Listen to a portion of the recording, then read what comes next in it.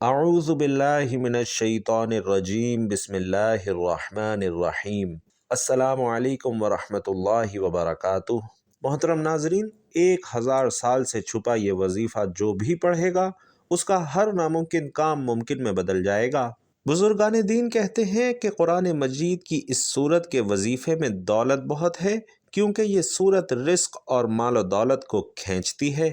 اور جو وظیفہ آپ کو بتانے جا رہا ہوں ناظرین محترم، اس کی اتنی فضیلتیں ہیں، اس کی اتنی طاقت ہے کہ اس کو پڑھنے کے بعد، یعنی اس وظیفے کو کرنے کے بعد انشاءاللہ آپ کے تمام بگڑے کام بن جائیں گے۔ اور یہ وہ وظیفہ ہے، یہ وہ صورت ہے کہ جس کو پڑھنے سے آپ کی زندگی میں ہر مشکلات اور پریشانی دور ہو جائے گی، آپ کی زندگی میں خوشیاں اور بہاریں آئیں گی، آپ کی نیک دلی خواہشات اور حاجات پوری ہوں گی۔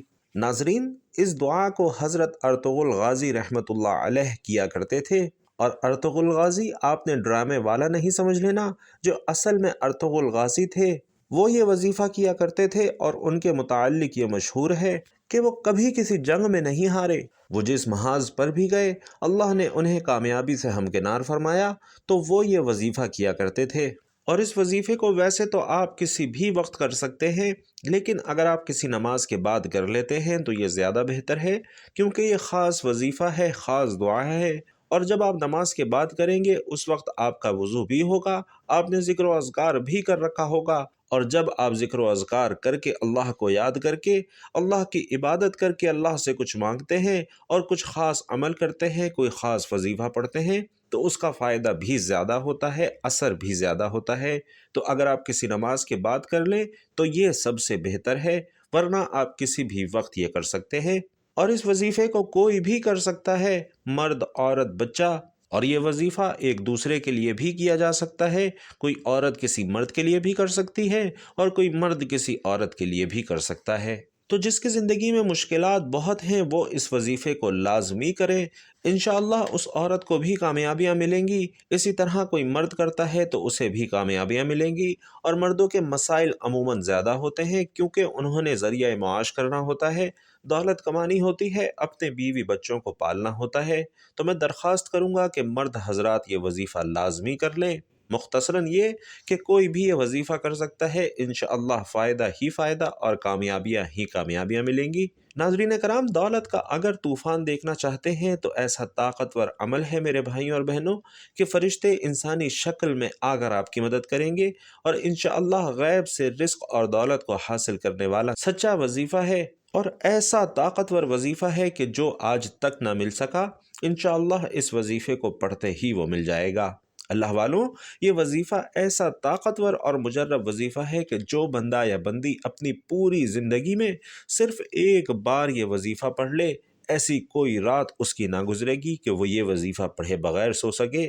ایک رات جس نے یہ وظیفہ زندگی میں پڑھ لیا، پھر وہ اس وظیفے کو کبھی نہیں چھوڑتا، یہ اس کی عادت بن جاتی ہے کہ وہ اس وظیفے کے بنا رہ ہی نہیں سکتا۔ ناظرین، قرآن پاک میں ہر چیز کا حل موجود ہے، رزق کی تنگی سے لے کر بے اولادی، قرض سے نجات، رشتوں میں بندش، ہر چیز میں اللہ تبارک و تعالی نے قرآن پاک میں واضح ارشادات رکھے ہیں کہ جو انسان اللہ تعالی کے ان احکامات پر عمل کرتا ہے اور قرآن پاک کی ان صورتوں کے وظائف کرتا ہے تو اللہ تعالی اس کی زندگی کو آسان بنا دیتا ہے، اس کی زندگی سے ہر پریشانی کو ختم کر دیتا ہے۔ ہمیں چاہیے کہ ہم اللہ کی نعمتوں پر شکر ادا کریں، اور جو کچھ اللہ نے ہمیں نوازا ہے اور جو کچھ اللہ نے ہمیں نہیں دیا اس پر صبر اور شکر کریں، کہ جو انسان اللہ کے احکامات کو بجا لاتا ہے اور اللہ کی نعمتوں پر شکر ادا کرتا ہے تو اللہ تعالیٰ دنیا اور آخرت میں اسے بے شمار اجر عطا کرتا ہے۔ اور معاذ اللہ، جو انسان اللہ کے احکامات کی نافرمانی کرتا ہے، انہیں جھٹلاتا ہے، تو قرآن پاک میں ان لوگوں کے لیے سخت قسم کی وعید بیان ہوئی ہے۔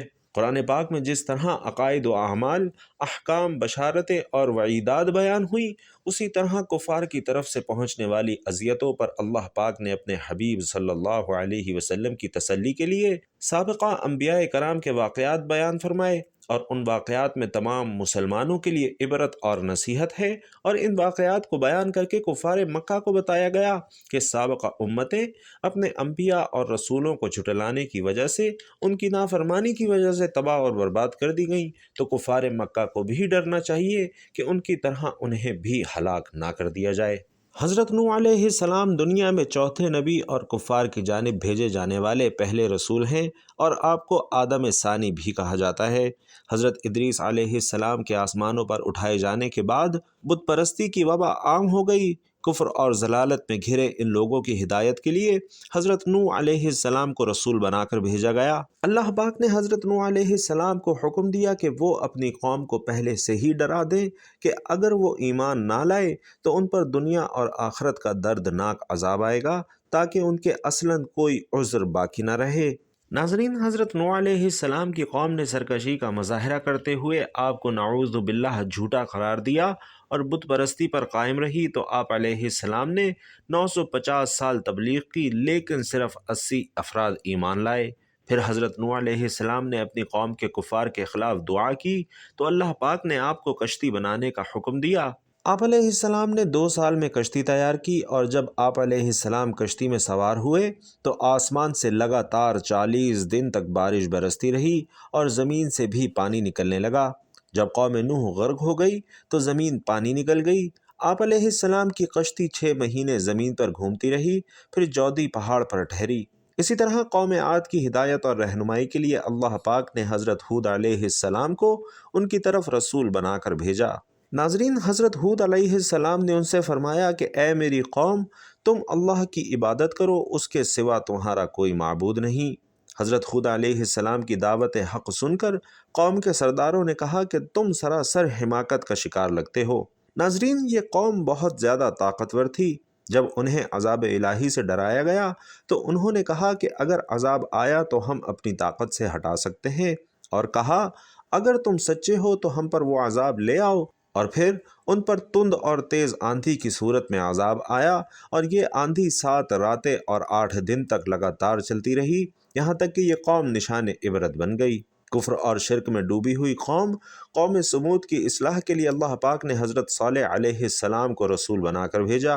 صالح علیہ السلام نے بھی اپنی قوم سے فرمایا کہ اے میری قوم، اللہ کی عبادت کرو کہ اس کے سوا تمہارا کوئی معبود نہیں۔ آپ علیہ السلام نے قوم سمود کو اللہ کی نعمتیں یاد دلا کر بھی سمجھایا کہ اپنے اوپر خدا کی نعمتوں کی فراوانی دیکھو اور اپنا عمل دیکھو، لہٰذا اطاعت کا راستہ اختیار کرو۔ ناظرین، ان کے مطالبے پر حضرت صالح علیہ السلام نے پہاڑ سے اونٹنی پیدا کرنے کا معجزہ بھی دکھایا، لیکن وہ لوگ پھر بھی ایمان نہ لائے، بلکہ اونٹنی کو بھی قتل کر دیا۔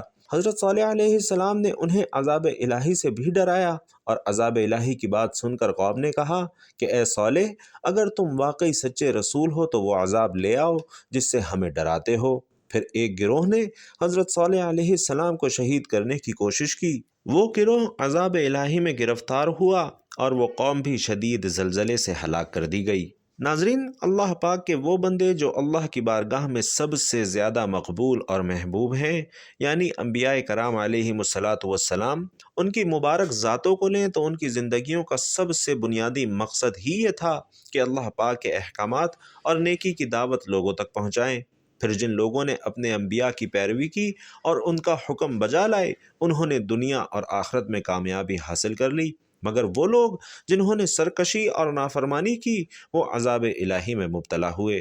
اللہ پاک سے دعا ہے کہ اللہ ہمیں دین کے راستے پر چلنے والا بنائے اور ایسے راستے سے بچنے کی توفیق عطا فرمائے جو کہ نافرمان اور سرکشوں کا راستہ ہے۔ آمین یا رب العالمین۔ تو ناظرین، چلتے ہیں آج کے وظیفے کی جانب۔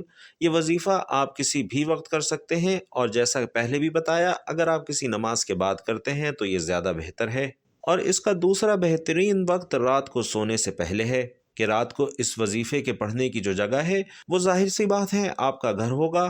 آپ کو اپنے گھر میں بیٹھ کر یہ عمل کرنا ہے۔ آپ چاہیں تو بستر پر لیٹ کر سوتے وقت بھی یہ عمل کر سکتے ہیں۔ اس عمل کو جس دکھیاری بھائی بہن نے آج تک کیا، جھولیاں اٹھا اٹھا کر مجھے آج تک دعائیں دیتے ہیں۔ آج اگر قرضوں میں آپ ڈوبے ہوئے ہیں، آپ کا بال بال قرضوں میں جکڑا جا چکا ہے، اور قرض داروں نے آخری وارننگ دیتی ہے کہ ہمیں ہمارے پیسے لوٹا دو، ساری کی ساری زندگی گزر گئی وظائف پڑھتے پڑھتے، اعمال کرتے کرتے، لیکن آج تک اگر کسی وظیفے سے، کسی عمل سے آپ کو فائدہ نہ ہوا ہو، آج رات یہ وظیفہ ایک بار میرے کہنے پر پڑھ کر دیکھ لینا، انشاءاللہ آپ کے تمام رکے ہوئے کام پورے ہو جائیں گے۔ تو وظیفہ کرنے کے لیے سب سے پہلے تو کسی سکون والی جگہ پر بیٹھ جائیں۔ کوشش کیجیے کوئی ایسی جگہ ہو جہاں پر آپ کو کوئی تنگ نہ کرے۔ تو جب یہ وظیفہ شروع کریں تو سب سے پہلے آپ نے درود پاک پڑھ کر وظیفے کا آغاز کرنا ہے۔ درود پاک آپ کوئی سا بھی پڑھ سکتے ہیں، آپ چاہیں تو آسان اور مختصر سا درود صلی اللہ علیہ وآلہ وسلم پڑھ لیجئے یا صلی اللہ علی محمد پڑھ لیجئے، لیکن یاد رکھیے کہ درود ابراہیمی اگر آپ پڑھتے ہیں تو یہ فضیلت کے اعتبار سے تمام درودوں سے افضل ہے۔ میرے پیارے آقا صلی اللہ علیہ وسلم بھی تمام درودوں میں درود ابراہیمی کو ہی سب سے زیادہ محبوب رکھتے تھے، تو کوشش کیجئے کہ درود ابراہیمی سے ہی آغاز کریں، اور ایک بار ثواب کی نیت سے میرے ساتھ بھی درود ابراہیمی پڑھ لیجئے۔ اللہم صلی علی محمد وعلی آل محمد کما صلیت علی ابراہیم وعلی آل ابراہیم انک حمید مجید۔ اللہم بارک علی محمد وعلی آل محمد کما بارکت علی ابراہیم وعلی آل ابراہیم انک حمید مجید۔ تو ناظرین، درود پاک پڑھنے کے بعد سب سے پہلا کام جو آپ نے کرنا ہے، عمل شروع کرنے سے پہلے آپ نے ایک بار تعوذ اور ایک بار تسمیہ، یعنی اعوذ باللہ من الشیطان الرجیم بسم اللہ الرحمن الرحیم پڑھنا ہے، اور اس کے بعد اگر آپ کے پاس تسبیح موجود ہو تو اپنے ہاتھوں میں تسبیح پکڑ لیجئے۔ تسبیح موجود نہیں ہے تو بھی کوئی بات نہیں، اپنے سیدھے ہاتھ کی انگلی پر گنتی کرتے ہوئے وظیفہ پڑھنا شروع کر دیں، یا پھر زبانی گنتی کر لیں، جیسے آپ کو بہتر لگے ویسے وظائف پڑھنا شروع کر دیں۔ 3 وظائف پر مشتمل یہ پورا عمل ہے، اور انشاءاللہ یہ عمل آپ لوگوں کے لیے رات کا ایک بالکل نیا تر و تازہ کھلتے ہوئے گلاب کی طرح ہے، جس کو رات کے وقت پڑھنا ہے۔ اپنی بتائی ہوئی ترتیب میں جس طریقے سے بتاؤں گا اس طریقے سے اور اس تعداد میں پڑھو گے تو یہ عمل آپ کے لیے بالکل نیا عمل بن جائے گا۔ تو عمل کو شروع کرنے سے پہلے اعوذ باللہ اور بسم اللہ پڑھ کے اس عمل کا آغاز کرنا ہے۔ جب پڑھ لیں تو فوری طور پر اسی عمل کے اندر آپ کو پہلا وظیفہ شامل کرنا ہے، اور ایک چیز اپنے ذہن میں بٹھا لیجئے کہ پورا کا پورا عمل ایک ہی وقت میں ایک ہی جگہ پر بیٹھ کر کرنا ہے، چاہے بستر پر لیٹ کر پڑھیں چاہے بیٹھ کر پڑھیں، ایک ہی وقت میں کرنا ہے۔ پہلا خاص وظیفہ پڑھنے کا طریقہ کار سمجھ لیجئے کہ کس طرح سے پڑھنا ہے۔ سب سے پہلے ایک بار پڑھیے گا اللہ الصمد، پھر دوسری بار اللہ الصمد، اس طرح آپ کو ان وظائف کو پڑھنا ہے۔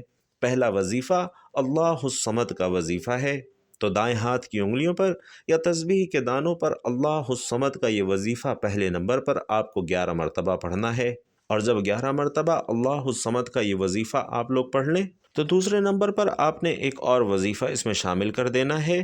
دوسرا وظیفہ بھی انتہائی مجرب اور انتہائی طاقتور وظیفہ ہے، اور یہ دوسرا وظیفہ یا ربنا کا وظیفہ ہے۔ دوسرے نمبر پر آپ کو یہ وظیفہ یا ربنا کا شامل کرنا ہے، اور دائیں ہاتھ کی انگلیوں پر یا تسبیح کے دانوں پر یہ وظیفہ آپ نے 7 مرتبہ پڑھنا ہے۔ جب 7 مرتبہ یا ربنا کا وظیفہ بھی کر لیں تو اب تیسرے نمبر پر آپ نے کون سا عمل کرنا ہے؟ ناظرین کرام، تیسرے نمبر پر آپ نے سورۃ الاخلاص کا وظیفہ کرنا ہے۔ بسم اللہ الرحمن الرحیم، قل هو اللہ احد اللہ الصمد لم یلد ولم یولد ولم یکن لہ کفوا احد، اور یہ وظیفہ آپ نے 100 مرتبہ کرنا ہے، یعنی 100 دانوں کی ایک تسبیح مکمل کرنی ہے۔ تو آج کے سارے عمل کی ترتیب یہ بنے گی کہ سب سے پہلے درود شریف پڑھ کر آپ نے اعوذ باللہ من الشیطان الرجیم بسم اللہ الرحمن الرحیم پڑھا، اور پھر پہلے نمبر پر 11 مرتبہ اللہ الصمد کا وظیفہ پڑھا، دوسرے نمبر پر 7 مرتبہ یا ربنا کا وظیفہ پڑھا، اور اس کے بعد تیسرے نمبر پر سورۃ الاخلاص کا 100 مرتبہ وظیفہ پڑھا۔ ناظرین کرام، سورۃ الاخلاص میں اللہ کی وحدانیت بیان کی گئی ہے، اور اس سورت میں اللہ کا جامع ترین تعارف موجود ہے۔ اس سورت کی بہت سی فضیلتیں ہیں۔ قرآن پاک اور احادیث کا نچوڑ اگر نکالا جائے، بلکہ پورے دین اسلام کا نچوڑ اگر نکالا جائے، تو میں کہتا ہوں کہ یہ سورت بچے گی، کیونکہ اس میں اللہ کا تعارف ہے، اللہ کی بڑائی ہے کہ بے شک اللہ ہی ہے جو سب کو نوازتا ہے، سب کی مشکلات کو دور کرتا ہے۔ تو ناظرین، یہ مکمل عمل آپ کیجئے، اور اس کے کمالات انشاءاللہ آپ خود دیکھیں گے تو حیران رہ جائیں گے۔ یہ وظیفہ کرنے میں آپ کے زیادہ سے زیادہ 10 منٹ لگیں گے، لیکن اس کا نتیجہ انشاءاللہ آپ کو خوش کر دے گا۔ تو جب تینوں اعمال بتائے گئے طریقے اور ترتیب اور تعداد کے حساب سے پڑھ لیں تو آخر میں وہی درود پاک اتنی مرتبہ ضرور پڑھنا ہے جتنی مرتبہ اور جو درود پاک آپ نے عمل شروع کرتے ہوئے پڑھا تھا۔ ناظرین کرام، یہ وظیفہ کرنے کے بعد انشاءاللہ آپ کے تمام بگڑے کام بن جائیں گے، آپ کی تمام مشکلات دور ہو جائیں گی اور آپ کی زندگی میں انشاءاللہ آسانیاں آنا شروع ہو جائیں گی۔ کیونکہ ناظرین، یہ ایسا سچا عمل ہے کہ جسے پڑھتے ہی بڑی سے بڑی پریشانی، بڑی سے بڑی مصیبت، دنیا جہان کی دولت، لوگ چاہتے ہیں کہ دنیا جہان کے خزانے اگر آپ کو صبح اٹھتے ہی اس عمل کو پڑھتے ہی مل جائیں، خالی جھولیاں وظیفہ پڑھتے ہی بھر جائیں، تو ایک مرتبہ پوری زندگی میں یہ ایک عمل ضرور کر لیجئے گا۔ آج اگر آپ لوگوں کے آگے ہاتھ پھیلانے پر مجبور ہیں، آج اگر آپ مانگنے پر مجبور ہیں، در در کی ٹھوکریں کھانے پر مجبور ہیں، تو ناظرین کرام انشاءاللہ آپ کے یہ تمام مسائل حل ہو جائیں گے۔ تو اس وظیفے کو خلوص دل سے اور اللہ کی ذات پر کامل یقین رکھتے ہوئے کیجئے، انشاءاللہ ساری زندگی اپنے بھائی کو دعائیں دیتے رہیں گے۔ اللہ پاک سے دعا ہے کہ نیکی کی بات ہم سب کو سننے، سمجھنے اور اس پر عمل کرنے کی طاقت اور توفیق مرحمت فرمائے۔